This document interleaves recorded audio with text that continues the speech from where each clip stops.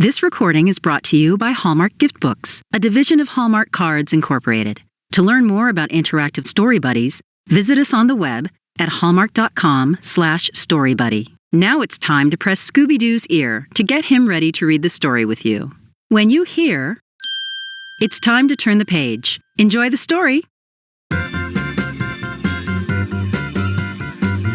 Scooby-Doo, Who Are You? By Andre Dubrock.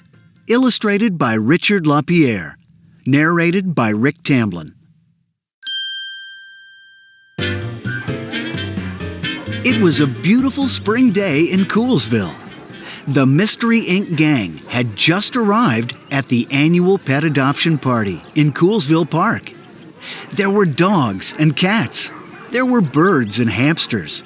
There were even goldfish in little bowls. And in the middle of it all, a chef was grilling hamburgers for lunch. Yum! Fred, Daphne, Velma, and Shaggy each got a burger for lunch. Shaggy was extra hungry, so he bought two. But just when they opened their mouths to take a bite, they heard a loud noise.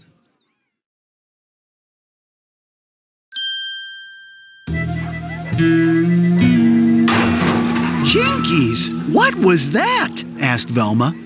The gang put down their burgers to peek around the corner, but there was nothing there. When they walked back toward their lunch, Shaggy's burger was gone. Well, it didn't just disappear, Velma said. Maybe there's a burger bandit. Or a ghost, said Daphne. Zoinks! Cried Shaggy. He didn't like ghosts, especially ghosts that stole people's lunch. Well, gang, said Fred, it looks like we've got a mystery to solve.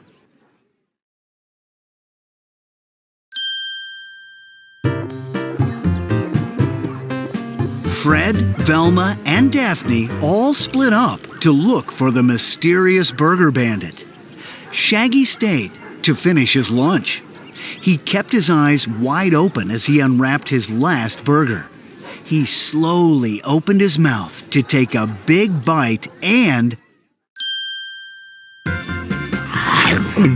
Chomp! Shaggy was nose to nose with a big brown dog. You must be the burger bandit, Shaggy chuckled, patting the dog between his large, pointy ears. The dog smiled and licked Shaggy's face. Are you still hungry?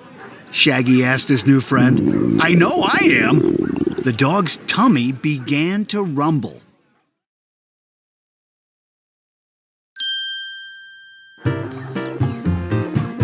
Two more burgers, please, Shaggy called to the chef.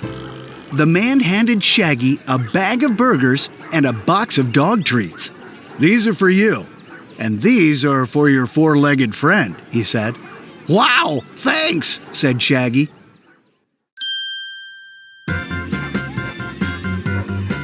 They're called Scooby Snacks dog treats, said the chef.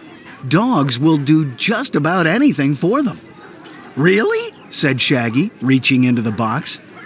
The big brown dog's face lit up when he saw Shaggy holding up a delicious Scooby snack. Sit, said Shaggy. The big brown dog zoomed behind a tent and then zoomed back with a folding chair. He quickly unfolded it. Then he sat down. Wow, said Shaggy. I've never seen a dog sit like that. A crowd began to form around Shaggy and the amazing big brown dog. The audience cheered loudly.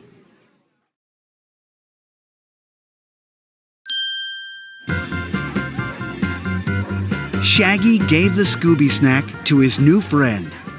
I wonder what other tricks he can do, Shaggy thought to himself. Shake hands, he said as he held up another treat. The big brown dog then went to each person in the crowd and shook their hands with his big brown paw. Again, the audience cheered loudly.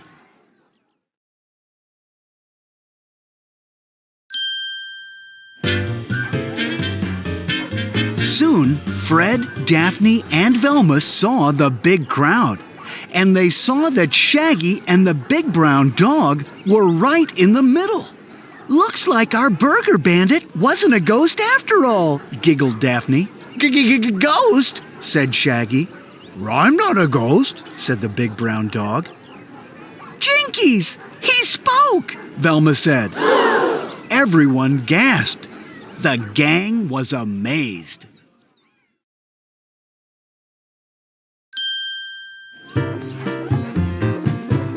"Zoinks!" said Shaggy. "That was amazing! Do it again!" But the big brown dog just looked at him. "Wait, I know!" Shaggy grabbed the box of dog treats and pulled one out. "Would you do it for a Scooby snack?"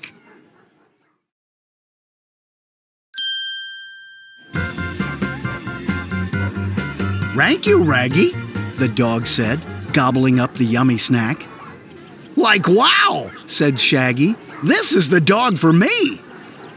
"He does like you," said the woman from the adoption agency. "But having a dog is a big responsibility. You'll have to take him for walks, give him baths, and feed him. And believe me, this dog can eat a lot." "That's okay," said Shaggy. "I can eat a lot too." Shaggy didn't mind doing a little extra work because he knew this dog was special.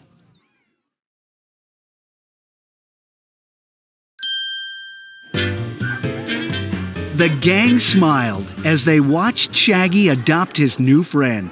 "Does he have a name?" Daphne asked. "Well, he does love these snacks." Shaggy patted the dog between his ears. "How about we call him Scooby-Doo?" The dog jumped up and wrapped his big front paws around Shaggy's shoulders. "Scooby-Dooby-Doo!" He seemed to like it. And everyone, especially Shaggy, was happy to have such a great new friend.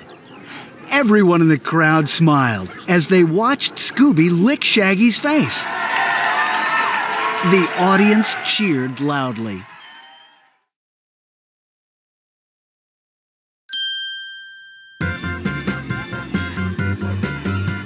The four friends hugged the newest member of their mystery-solving gang and said, "Scooby-Doo, we love you."